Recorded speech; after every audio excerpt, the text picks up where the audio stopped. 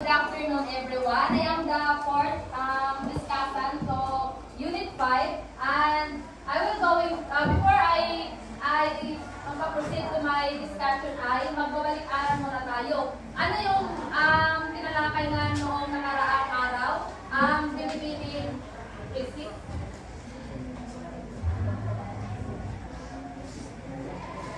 Ito po ay isa sa topic ay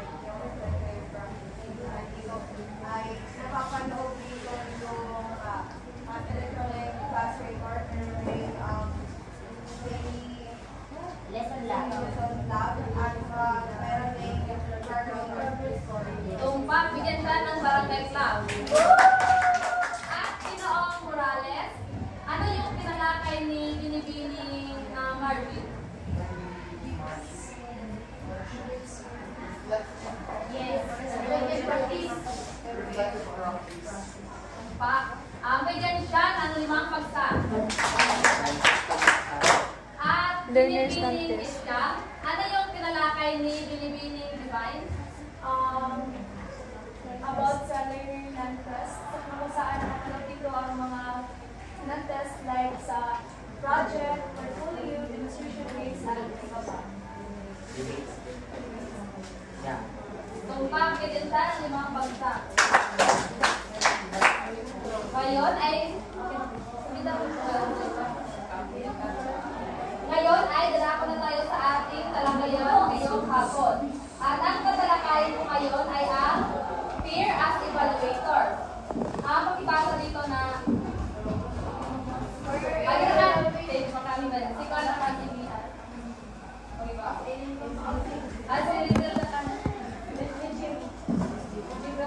Peer evaluation is a systematic process where students assess each other's work, providing constructive feedback and reflection on their peers' performance.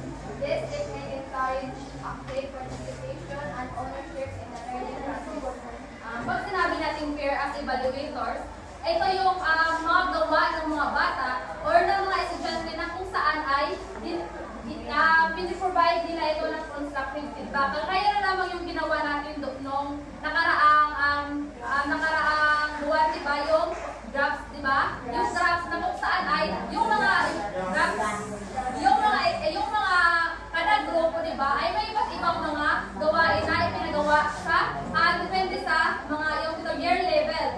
Kaya na lamang yung ginawa nila na pop-up book. Diba yung pop-up book ay i-represent nila yun at saka binibigyan ito ng constructive feedback ng mga student na pinipili kada grupo ay may isang tao na mag-provide ng feedback. At sinabi natin constructive feedback, ang constructive feedback, ito yung may mga opinion, suggestion, at may negative, o mas kita tinatawag na sandwich, diba? At ang constructive feedback ay hindi lang yung mag-feedback ka sa mga kaklase mo na yung below the belt na talaga yung mga suggestion nila. At kapag ikaw ay mag-construct ng feedback sa mga gawa ng mga estudyante, ay kinakailangan pa rin yung dapat yung kung mag-negative ka ng mga feedback ay in a good way, na hindi yung sinasabihan mo na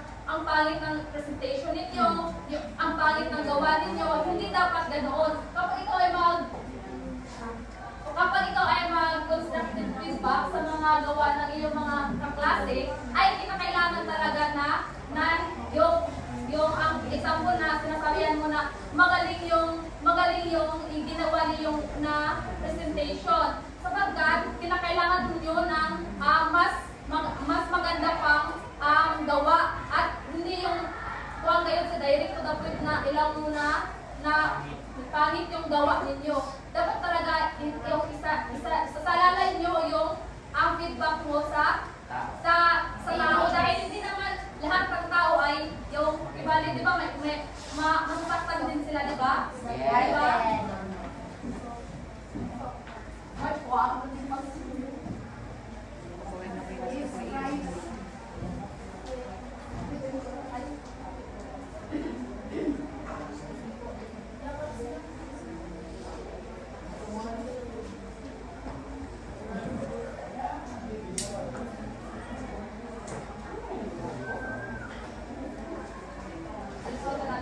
importance in learning. Dito kasi, importante talaga yung per as evaluators dahil ma-enhance ang critical thinking and self-assessment ng isang bata. Kapag sinabi natin critical thinking na yung mga bata ay may makakabuo na sila ng mga yung mga critic na mga salita or mga yung suggestion sa mga gawa ng mga estudyante. At self-assessment, dito ay ma-improve yung yung sarili bitaw ni mo na yung may kaalaman ko na kung paano mag-construct ng feedback sa kapag ikaw ay maging yung mag-feedback ka sa mga gawa ng ibang mga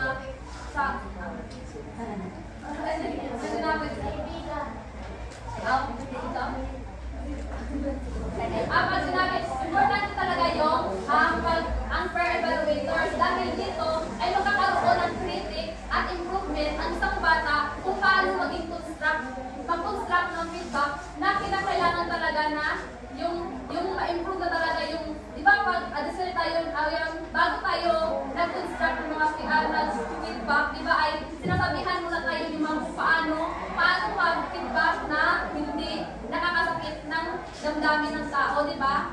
Naiintindihan ba? At dito sa comparison with traditional assessment, unlike traditional assessment, which often rely on structural evaluation. Pag sinabi natin traditional, di ba, yung mga gawa ng mga bata ay ang nag-evaluate lang yung teacher lang, kagaya ng yung mga exam, mga quiz, yung sa report natin, di ba, si ma'am yung mag-evaluate ng ating presentation kung gaano kapagaling. Di ba doon ay hinalagay niya lang doon sa comment rubrics na doon lang niya inilagay ang kung ano yung dapat mong gawin at ano yung dapat mong i-enhance sa iyong pagtatalakay. Ganon din sa multiple choice, sa mga quiz na kung saan yung ang resulta doon ay yung grades mo, yung score, di ba? Doon malalaman na ng teacher na kung saan yun mahirap ang kanyang question sa kanyang exam. Naintindihan ba? Dito ang sa implementing per evaluation. Strategies for successful implementation. Makipasa, binibining natin. Strategies for successful implementation. These strategies include establishing clear objectives, fostering a supportive classroom environment, and providing training for students with evaluative skills. Such approaches lead to improved assessment quality and student confidence in providing constructive feedback. Dito sa ang strategies dito sa pag-implement ng isang pair as evaluators ay dito ay kagaya na lamang yung bago tayo mag-evaluate ng mga gawa nating mga klase ay sinasabihan muna tayo ng 9 kung ano or paano gawin or ano ang mga strategy na dapat gawin ninyo kapag ikaw ay mag-suggestion sa mga gawa or yung mag-judgment sa mga gawa ng mga bata. At kinakailangan talaga ito ng providing training for students. Diba hindi yun mag-feedback ka lang doon nang wala kang kaalam-alam kung paano mag-feedback. Kagaya na lamang yung unang pag-feedback natin na hindi pa natin alam kung ano talaga kung paano talaga mag-construct ng feedback or mag-critic ng mga gawa ng isang estudyante sa mga gawa nila na katulad yung ginawa natin sa graphs, diba? Models. Naiintindihan ba? Dito sa guidance for more effective peer review. Ang pakibasa ni Anne.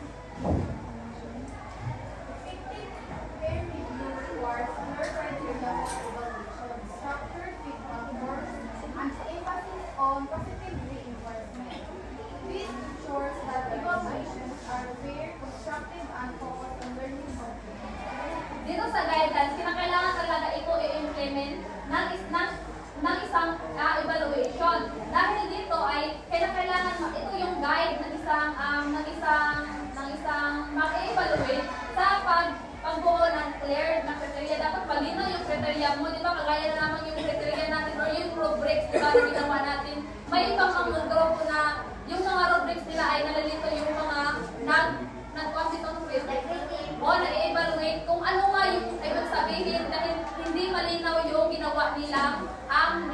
topics. Kinakailangan talaga na dapat structured feedback forms. Dapat i-emphasis yung positive reinforcement at ensure that evaluations are fair. Dapat fair ka sa pag ikaw ay mag-evaluate, dapat fair ka talaga kung ano yung nakikita mo sa kanilang presentasyon, ay dapat fair ka lang.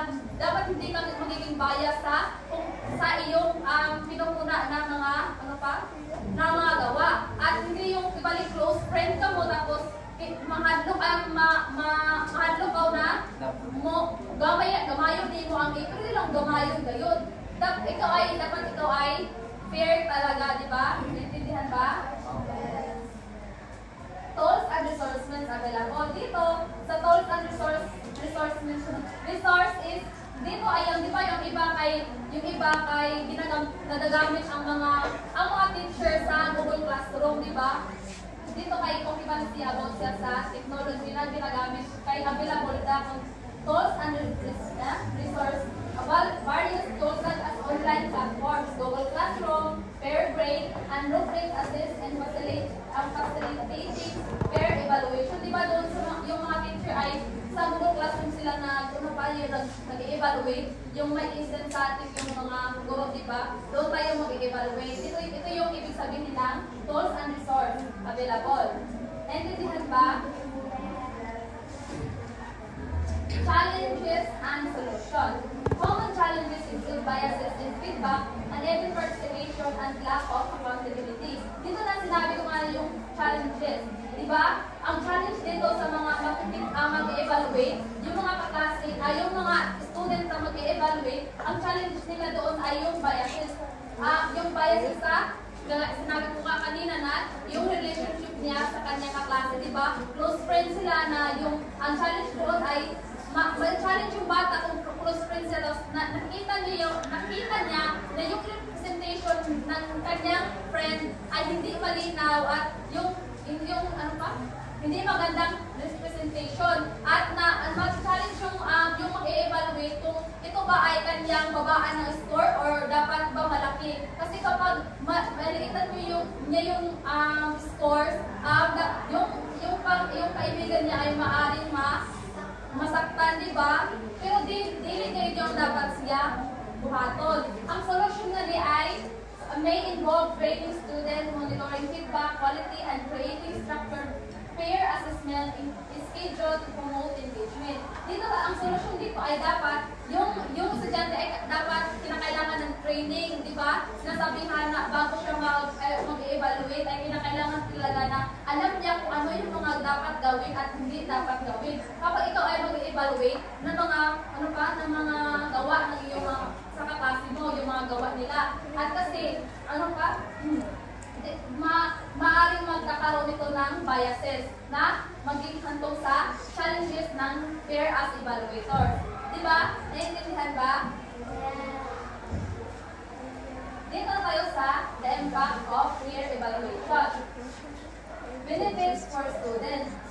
Dito ay ma-benefits na ng isang student yung isang evaluation, kaya na lamang na may alam na siya. Di ba ma-benefits na talaga yung ng student kasi may kaalaman na siya kung paano mag-construct ng isang feedback at malinaw nang walang magkakaroon na biases at magkakaroon siya ng critical thinking and self-assessment na may improve na yung sarili niya kung paano talaga mag-evaluate na hindi nagkakaroon ng biases. Diba? Bias.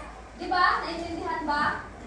May iba pa bang own opinion kung ano pang mga ibang mga benefits ng student sa ng peer evaluation?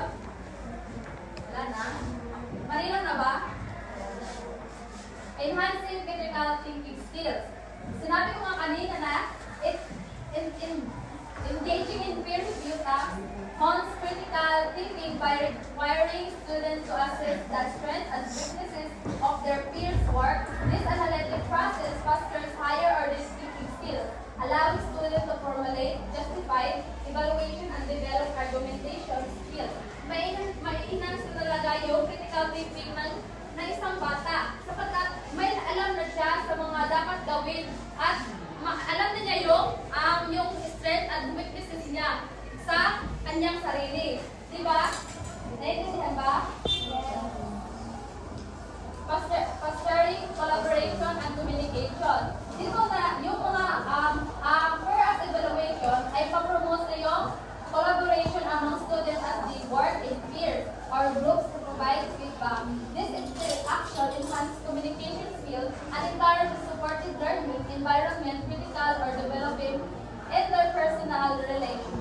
at ito ay nabuo na talaga yung collaboration at communication, kagaya na yung mga grupo, di ba, na sa pamamagitan ng feedback ay nagkakaroon ng collaboration at yung communication, di ba? Ano pa nga yung bahagi ng communication, yung tinalakay ni Ginoong Juan Leo, yung verbal and non-verbal. Dito ay mabuo na talaga yung collaboration and communication ng magkaklase na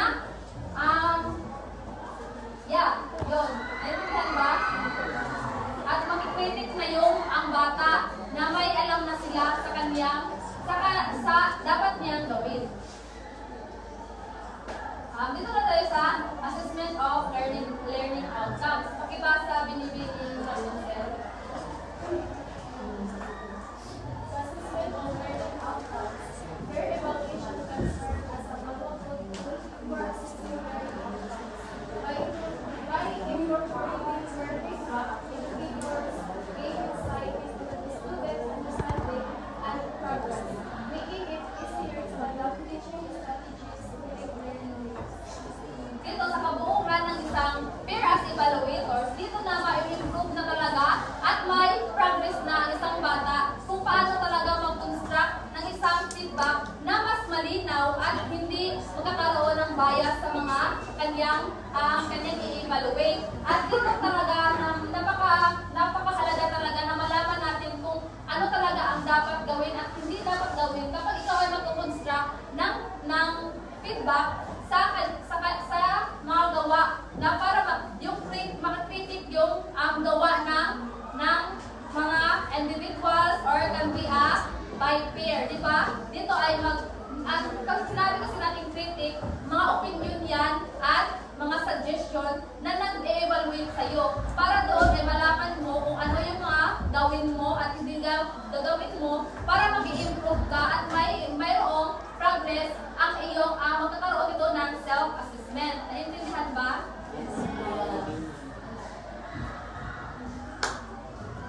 Do you have any question? Malinaw ba yung ano ko? Sa kabuuan ng aking tinalakay, pag sinabi natin peer as evaluators, ito is providing it is assessing each other work. Can be a peer or by peer. At ito ay providing constructive feedback. Pag sinabi natin constructive feedback, ano nga yun? Yung mga opinion, suggestion, o yung sinasabi na sandwich, diba? Yung sinasabi na sandwich, sinabi natin sandwich, ano yun? Positive, negative. At